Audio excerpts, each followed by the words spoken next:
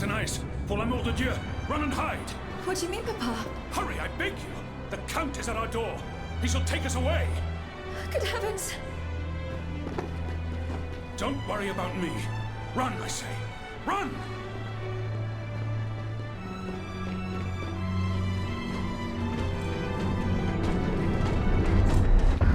Where could she have escaped to?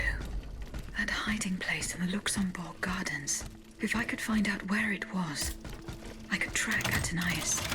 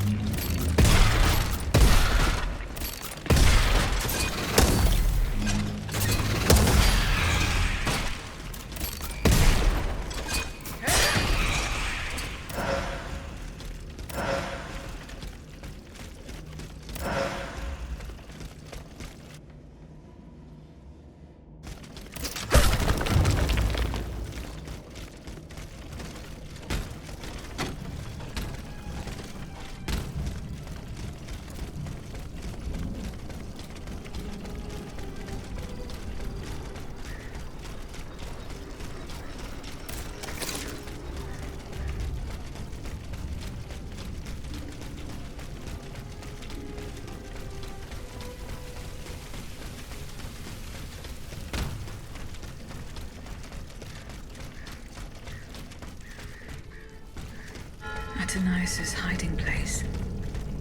It's here.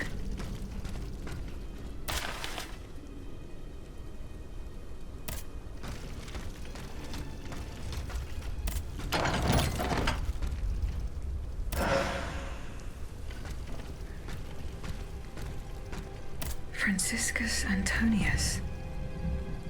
What unusual names. Whose cane could this be? Perhaps the guests at the Cordelier can enlighten me.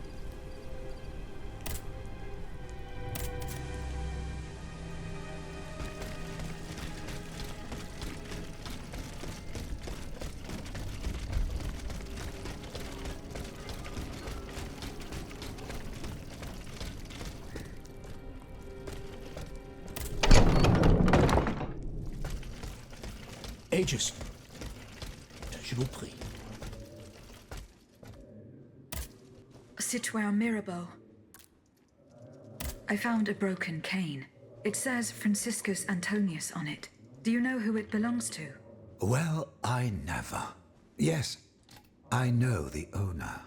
And I'm willing to bet you're looking for a certain François Antoine. That's right. Well, you'd need to look a little further east, mademoiselle. Across the Rhine for a start. Because this cane belongs, or belonged, to a certain Franz Anton Mesmer. Mesmer, the prince of charlatans. Good heavens, it's been a long time since I've heard his name. 5 years to be exact since your learned commission denounced his theories. It wasn't long after that when he disappeared. Mesmer. Eugène de Vaucanson said that name before he died. Can you tell me more about him? He was a mystical healer who was once popular with the upper class. I myself attended several of his sessions. You mentioned a commission. The king did not look kindly on the healer's popularity within the court. This led him to appoint a commission from the Royal Academy of Sciences. An institution to which Monsieur Bailly and I have the honor to belong. We were asked to investigate his alleged powers. The experiments that we performed allowed us to determine that Monsieur Mesmer's activities were pure charlatanism, a conclusion that destroyed his successful career the moment it was published. But there was something, Sylvain. A tiny flow of energy that my devices were able to measure. My dear colleague, must I remind you again that we were never able to reproduce your observations? It was obviously a momentary failure of your equipment. Perhaps. I'd like to be sure of it. What were Monsieur Mesmer's theories? He is a proponent of a theory called animal magnetism. He claimed to be able to channel a purported universal healing fluid by passing his hands over patients and using magnets. He also cobbled together a whole array of mad devices, each stranger than the last. Unfortunately, despite all his attempts, I don't know that he ever cured anyone. What happened during Monsieur Mesmer's treatment sessions? Oh, they were quite a spectacle to behold. Imagine well-born ladies afflicted with perfectly imaginary illnesses. A dimly lit room where incense has been burned to intoxicate the soul and cloud your vision. Amiable servants, half-dressed, gliding from countess to duchess to the sound of a sensual melody. And the great Mesmer, a doctor with wandering hands, presiding over the wonderful scene. Oh, you should have seen them. Those grand ladies moaning, crying, and falling into a swoon, clinging to that strange tub. Du théâtre, ma chère. Pure theatre. When and how did Monsieur Mesmer disappear? The denunciation of his techniques was the start of a long descent into hell for Monsieur Mesmer. He was abandoned by his clients and resumed his research in virtual secrecy. I think he was hoping to perfect his so-called science and restore his reputation with the Academy. A hope that led him to associate himself with that dastardly Cagliostro. God only knows what experiments they may have carried out. In any case, their collaboration did not last long. Monsieur Mesmer left the kingdom overnight to return to his mother country. Why did he leave so quickly? That is a mystery. But those who saw him that morning say it was as if he had the devil at his heels. This is true. He left in such a hurry that he abandoned everything he owned. Furniture, belongings, and scientific equipment. And it seems that Cagliostro has inherited this treasure. Is that so? Well, if what you say is true, that broken cane must have passed into the Count's hands. Yes, it's likely. This adventurer from who knows where is quite the mysterious character. And he has been very busy recently. I've been able to observe him from my apartments, making frequent visits to Rue Saint-Honoré on the Tuileries side. I wonder what he was doing there.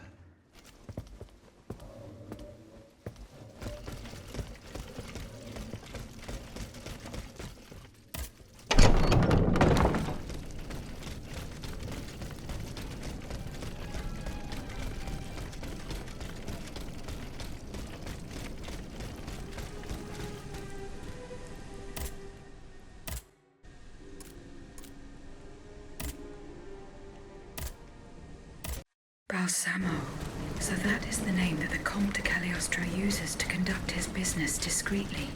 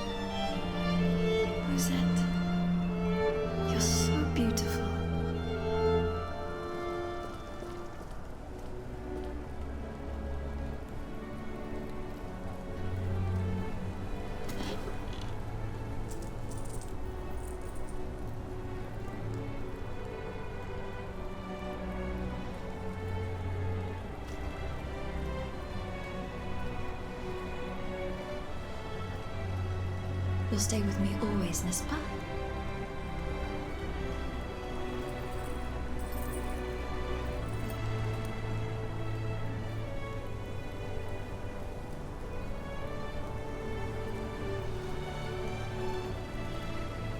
Without you, mon ami, I'd be all alone.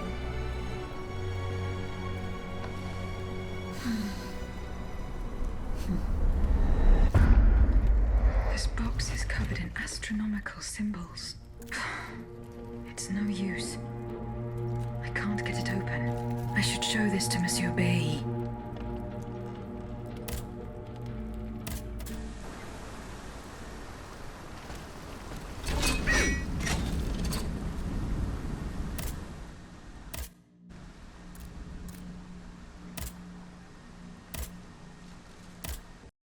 Cagliostro's workshop.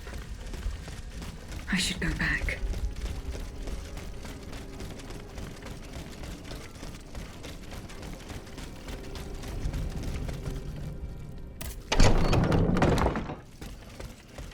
Aegis, wait just a moment, je vous prie.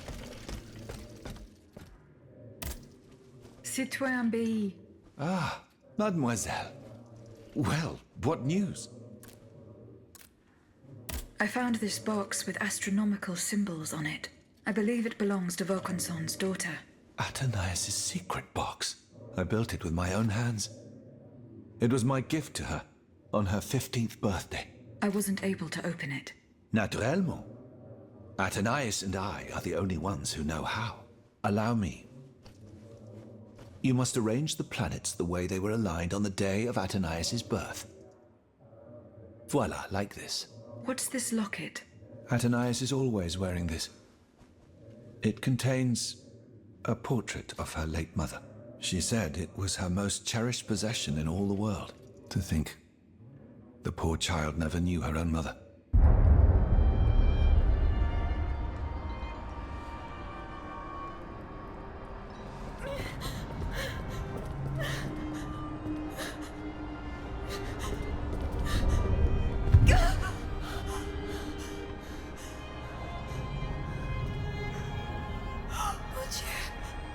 Ludia! You monster! What did you do to her?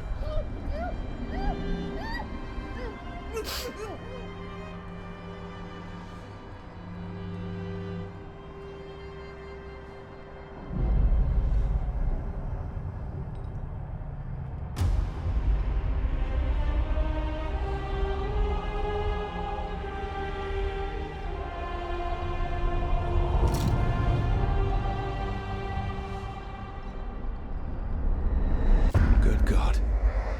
Ludia, what happened? You froze the moment you touched the locket.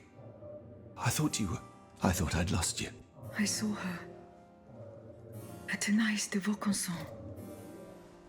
The Comte de Cagliostro has her. Mon Dieu. It is just as I feared. He bound her spirit to an automat. Please, say no more. Atenaïs. It is her spirit that animates you. Is it not? Yes. I believe so. Seigneur, quelle abomination. Where can I find Atenaïs's body? God only knows. Although I assume that the Comte de Cagliostro is taking pains to keep her alive, this is certainly the only way to keep her spirit alive in you. The only way to free her is to find her body. Why was Eugène de Vaucanson imprisoned in the Bastille? Once he discovered the king's true intentions, he refused to continue cooperating with him. He refused to use his talents to create this abominable army. But the king didn't take kindly to his resignation. Eugène did manage to get a letter to me just before he was arrested. Here, take it.